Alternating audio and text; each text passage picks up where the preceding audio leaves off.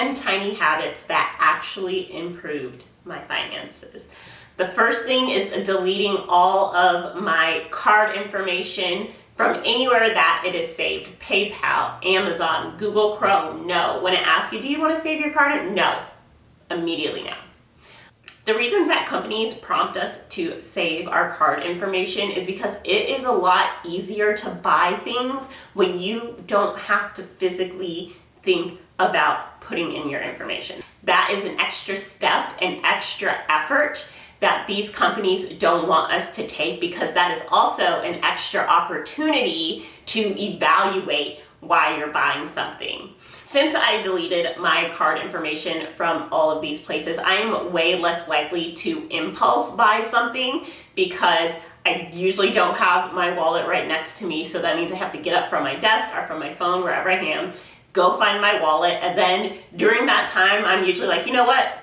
I shouldn't be buying this. And that has saved me so much money. So every time I am maybe on a site I haven't been on in a while, it was like, oh, your card information saved here, delete. This is something that you can implement right away. And as you go through to sites that you probably visit less often, that is just an opportunity to clean it up there. And having that extra step, that extra layer of difficulty has just helped me spend way less money. Hey guys, it's Krista. Welcome back to my channel. I am all about sharing how to live your best life. So if that interests you, hit the subscribe button and click that notification bell. I post videos every single Thursday. Right now, we are focused on fixing your finances. So the rest of the tips that I'm going to give you are going to help you do that. Because if you can't handle $1,000, there is no way you will ever manifest $100,000. My second tip, I feel like, is something that everybody always says, but then I actually started doing it and it started making a difference. And that is eating before I go grocery shopping. Now, like I said, it's something eat before you go grocery shopping. It's something everybody tells you, but it is not something I was doing. It was something that I would get off work and be like, okay, I'm gonna go grocery shopping right now so I can get it over with. And I would literally be starving. And when you're starving at a grocery store, everything looks delicious. Everything looks delicious. And then you get home, you probably eat a bunch of the little snacks and things you bought, and then you realize like, oh, like I don't even really like that like this. Like, why did I spend money on this? Or, oh, like this is not healthy and this is something that I was trying to avoid, but I was hangry when I was grocery shopping, so I snatched it up and I wasn't thinking about what my goals might be. I wasn't looking at my shopping list. I wasn't worried about how much money I was spending that I shouldn't have been spending. All I could hear was my stomach going like that, okay? And nothing else mattered. I feel like I can look at some of the grocery receipts that I have and I can tell you which shopping trips where I didn't eat before I went grocery shopping. So I was a monster in there. It's very obvious to tell. So it's a small thing. I'm sure you've heard it a million times, but actually do it. That's the trick. You have to actually implement it. Okay, the third one is that I put payment reminders on my calendar. So I have all of my payments automated for every single thing, but by having the visibility into when those payments are due and how much they are, that insight gives me more control over my finances. And by bringing more visibility to the things that I am paying for, especially ones that are reoccurring, I can make more informed decisions about things that I may or may not value anymore. So for me, I am currently in the process of selling my car because that is a lot of money. And though it makes me sad, I value being financially free more than I value having my own individual car. My husband has a car that is completely paid off and we don't drive enough to justify two cars. And though I really love my truck, seeing that $567 that comes out of my account every single month has been hurting me, especially because a majority of the time it just sits in the driveway because I work from home The only place I go is the grocery store and to my friends, which literally live 5 minutes away. Like, I can't justify spending that on a car that I just don't value as much as I value paying off my student loans. So the next tip I want to talk about is how I started checking my bank account and credit cards every day. Now, back when I was in a lot of credit card debt, which is a story for another time, it pained me to see these numbers. It was something I actively avoided because I knew that what was in my bank account and what was on my credit cards was not something that I was happy to see. And by ignoring it, that made things worse, because when things aren't visible, when things are, shoved in the back of the closet, it's easy, to keep piling things in there. And so now I look at my bank accounts and my credit cards every single day, because the visibility into what is going on and where I am has really just helped me establish more control over my money and over my spending. And one of the biggest things you can do for yourself financially is understand what is happening to your money. And when we understand what's happening to our money, we can make more informed decisions. And you see a kind of commonality between all of the different little habits that I do. It's to keep myself informed about what is going on with my money. Okay, the next habit I feel like is going to be so controversial, but I no longer feel bad about returning things. Now, I know some people don't like the idea of like returning things, and quite honestly, if you bought something from like a small business, like a mom and pop store, I feel like maybe that's when you maybe just got to take that L. But like if you bought something from Target, return that shit. Like, you do not need it. You didn't need it when you bought it, and now you definitely know that you do not need it. Return it. I promise you that Target will be just fine. They will be just fine. Return it. I am no longer somebody who's buying clothes and then I get home and I'm like, why did I buy this? I don't even like it. Return it. Return it. Do not feel bad. I no longer feel bad about returning things, because I am on my own journey to be more financially responsible. And sometimes we make mistakes, and sometimes we end up buying things that we don't realize we don't need until we get home. The next thing I started doing is probably another one of those things that you have heard plenty of times but just haven't implemented yet, and that is unsubscribing from emails. Unsubscribing from email newsletters, unsubscribing from any type of email. If you're like me, you have like 6 different emails. For what reason? I don't know. There was a system at one point, but each of these emails get so many promotional emails. They get sales, there's discounts, there's one time only for the 50th time this year exclusive discount. No. Go to your promotion tabs in Gmail and start unsubscribing. I have made it a habit that every time I open up my email, which I don't actually use my personal email addresses like that often, but when I do, I make it a point to go and unsubscribe from at least 3 or 4 email lists. And this has helped cut down on the digital clutter, but now that I am no longer seeing sales emails, I am less likely to actually go buy something. A lot of these emails are from places that I've only purchased like something from there one time, and now I have had like 800 emails since that one time where I signed up to the email newsletter to get my one coupon to buy the one thing. So unsubscribe from those newsletters. I know you've heard this before, but actually do it.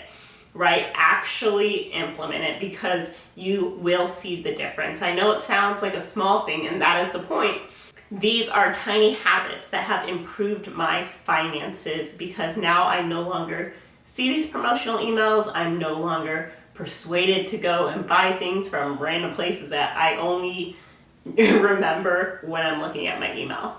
So the next thing I want to talk about is something that honestly I'm so excited about, and I want to say before I get into it, it's not sponsored by this company. I just truly love this, and if you are a friend or family of mine, I've already told you about this because I tell everybody about this, and this is the Upside app. Now, when I first heard about this, I heard it on the commercials, and I was like, that's not real. Like, it's not real, because get some free cash back, whatever the commercial voice was saying. I was like, that sounds a little bit sus. But y'all, if you shop at Snooks, you need to get Upside. I have made, hold on, I was just looking at this. I have made, I don't know if you could see that, $207.12 from using Upside. It is 100% completely free, and basically the app has offers at different places you can shop and get cash back. The only thing that you have to do is tell the app that you shopped at that particular place. Now, one of the updates they made that I really, really love, because honestly, I almost stopped using the app, is that before you had to actively be in the store in order to claim your cash back. And I would always forget, and it would drive me nuts, because I'm like Schnooks, 8% cash back. It's like, I just missed out on 8% cash back. But now you can claim it even if you're not at the store at the moment that you claim it. And I have really liked this because I go to Schnooks so much. I go to Schnooks too much. And I would say probably 99% of the money that I've made on this app is solely from Schnooks. But they also have restaurants, and they also have gas. So I specifically go to one of the gas stations in this app so I can get cash back. So this one right now has 20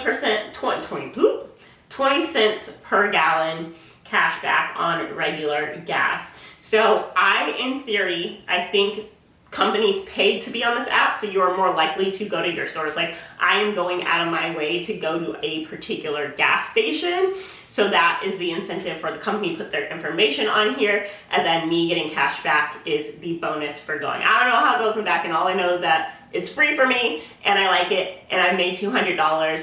My husband's dad has made probably over $300 last time I saw him. It was insane. He's using this all the time. So I do have a referral link for you if you're interested. It'll be linked down below. I will get a 1 cent every time you guys get gas or something. So if you're interested, use my link just so y'all can give me a cent, for this knowledge that I'm dropping on you for free. But it's super awesome, and it has, like I said, a bunch of restaurants and a bunch of other fun stuff. Definitely look into it. I love it. I tell every single person about it, and the habit is that I use it every time I go to the store. So it's small, it's an app, it's on my phone. I bring my phone with me pretty much everywhere I go. So I always have it with me, and it's an easy way to save money and to make money. Okay, so the next tip is something I have started practicing, and this is more to curb impulse purchases, usually around clothes in particular for me. And that habit is asking myself, do I actually like this? I'm on social media a lot. I see things that are trendy, and sometimes I will see said trendy thing in the store. And when things get popular, the habit is to, ooh, that's popular, let me buy it. But being able to take that step back and really ask myself, do I actually like this? Or is the only reason I desire it is because it's popular right now, right? So being able to take that step back, especially in a world, we are living in a trendy world. Trend cycles go in and out within days, sometimes hours, I would say. The internet's a wild place. So being able to take a step back and ask yourself, do I genuinely like and want this thing, or am I only interested in getting it because it is currently the hot thing right now? Number 9 is waiting 48 hours before I purchase anything that is a want. So again, this is another habit to curb impulse shopping. most of the time after 48 hours, you're not even gonna remember what the heck you wanted in the first place. And that usually means that it's not very important. If it was important, you probably wouldn't feel the need to wait 48 hours to make sure you really wanted it. So waiting 48 hours, again, it's another opportunity to take a step back, especially for big purchases. You probably don't need that furniture, you probably don't, whatever you're looking at, you probably don't need it. And you might be asking yourself, well, Krista, what if it's gone? What if it's gone? Then it wasn't meant to be.